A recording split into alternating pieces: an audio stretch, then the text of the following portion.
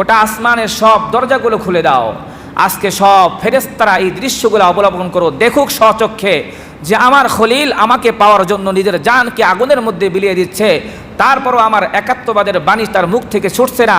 এই দৃশ্যটা সকল ফেরেশতাকে দেখার জন্য ব্যবস্থা করে দাও, কারণ তোমরাই তো বলেছিলা আতাজআলু ফিহা মান ইউফসিদু ফিহা ওয়া ইয়াসফিকুদ দিমা, আল্লাহ তুমি আদম সন্তান বানায়ও না, আমরাই তোমার ইবাদত করি, তোমার পবিত্রতা জ্ঞাপন করি। আজকে সকল ফেরেশতাদেরকে দেখার ব্যবস্থা করে দাও। তোমরা তো আমার ইবাদত বন্দি করো আসমানের মধ্যে বসে বসে, তোমরা আসমানে বসে বসে তাসবিহ পাঠ করো, তোমরা আসমানে বসে বসে ইবাদত বন্দি করো, তোমরা বাইতুল মামুরের পাশে হেলান দিয়ে আমার ইবাদত বন্দি করো।